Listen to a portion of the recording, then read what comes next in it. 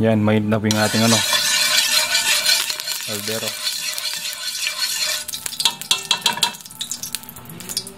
Una nating gigisa itong luya kasi medyo matagal po yung paglabas ng ano yan, ng lasa niya.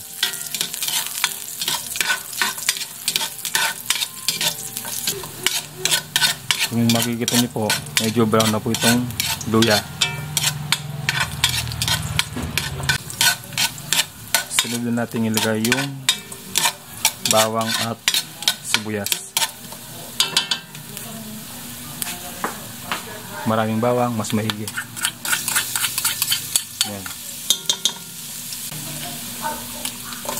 Maraming sibuyas. Yan.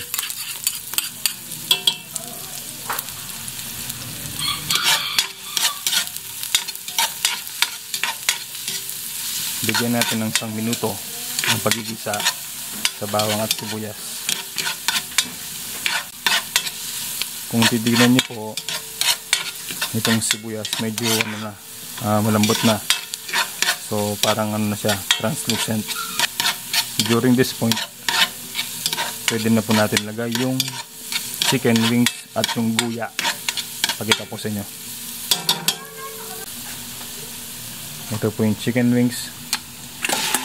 Masarap po yan sa ano, arroz caldo, sa lugaw. Ito naman po yung ano, yung guya, kung saan nade-develop yung itlog ng manok. Yan. Meron din po tayong ano, balon-balunan, saka puso. Yan, pagsabay-sabay na po natin. Sabay na po natin ang maraming paminta para matanggal po yung lansa. Ito pa po yung ano, yung tanglad, secret weapon, para pampalis po ng ano, lansa at magbibigay ng aroma.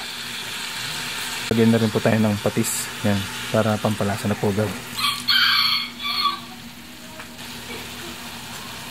Yan, lakasan po natin ang apoy.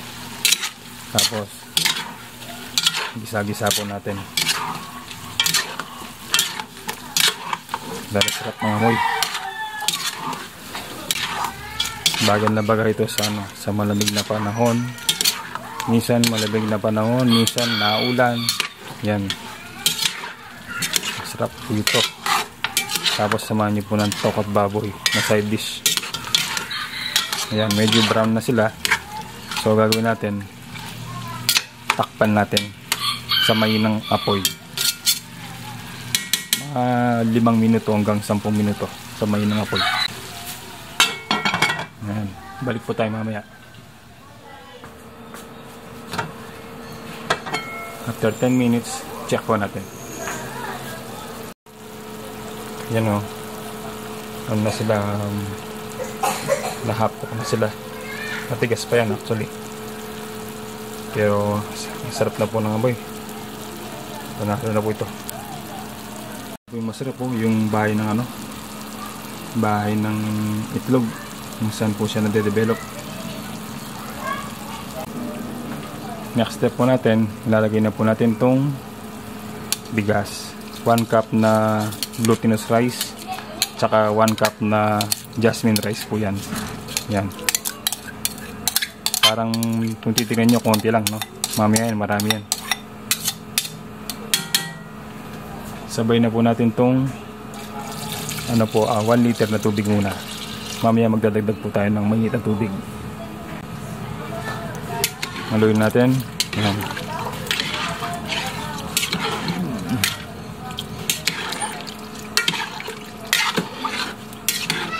Yan. Takpan po natin. Hintayin po natin sa ano, kumulo. Mamaya magdadagdag po tayo ng tubig. Yung mas maganda po yung kumukulo na po ng tubig. Sige po.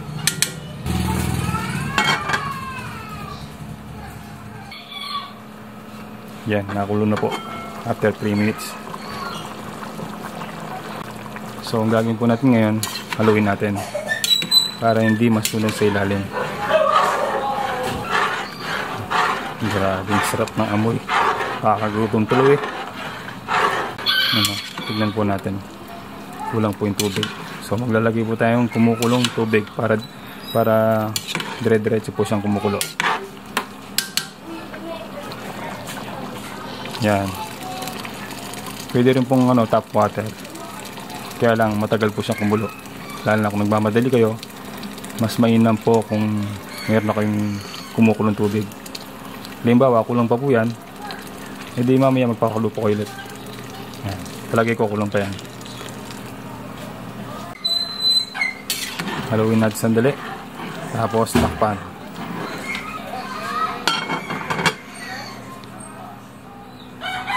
Tignan po natin ulit.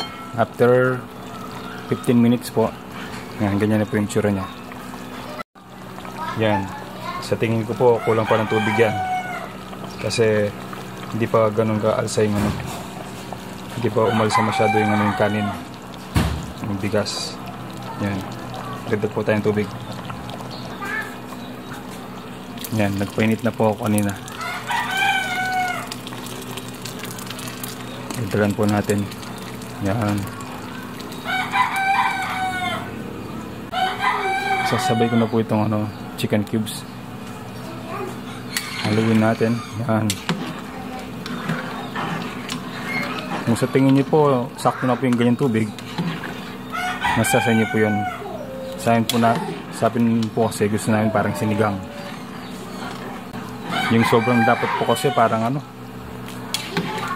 parang kakanin na eh. Takpan po natin ulit hanggang maluto na po itong kanin. Yan hindi pa luto. Balik po tayo.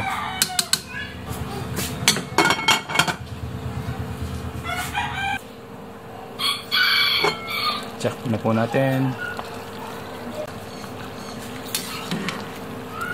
Mukhang malambot na po yung kanin natin. Yung lugaw. Yan pakita ko lang po sa inyo. Yan ang ganda na ng texture. Yan Next step mo natin. Lalagay na po natin itong kasubha. Yan po ay magbibigay ng kulay para hindi mukhang lagnatin yung yung lugaw natin. Magmumukhang brown, medyo brown siya. Ganun. Haluin lang po natin.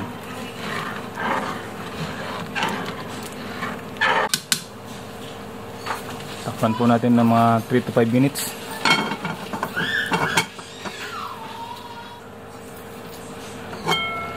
Yan, after 3 minutes po. Yan. Ang ganda na po ng kulay ng natin, lugaw. Yan yung mga itlog, sarap po niyan sa lugaw. Tandaan lang po. Yan. Meron din tayong dugo ng manok. Yan. Grabe, sarap yan. Yan, wag po natin siyang haluin. Baka po kasi malusaw yung mga itlog. Yan. Takpan po natin ng 7 to 10 minutes para maluto po yung itlog. Balik po tayo. Yan, check na po natin. Grabe, ang sarap Nakita nyo po yung kulay ng sabaw. Katakam-takam. Dahil po yan sa kasubha. Kung wala pong kasubha yan, parang may lagnat po yung lugaw nyo. Parang walang gana.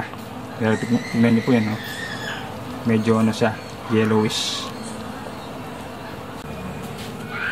Yan, tingnan po natin yung laman niya. Yan.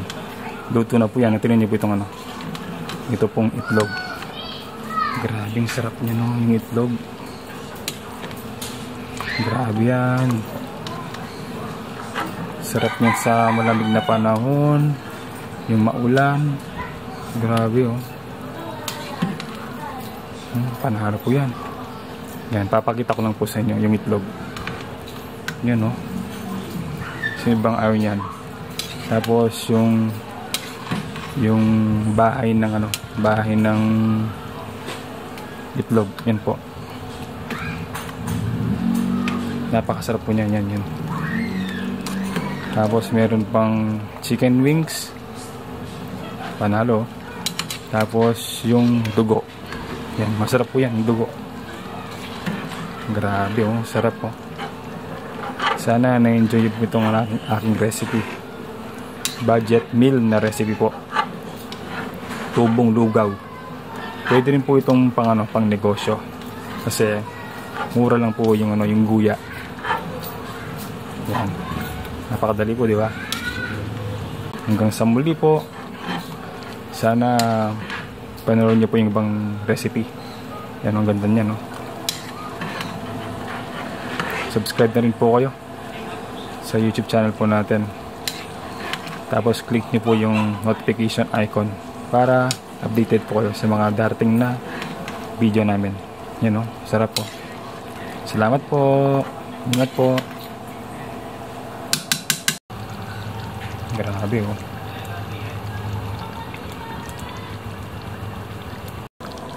Yan oh, ang sarap po ng papakin ng ng itlog. Tapos yung bahain ng itlog. Yan po ang dugo ng manok. Solid po yan. Panalong panalo po.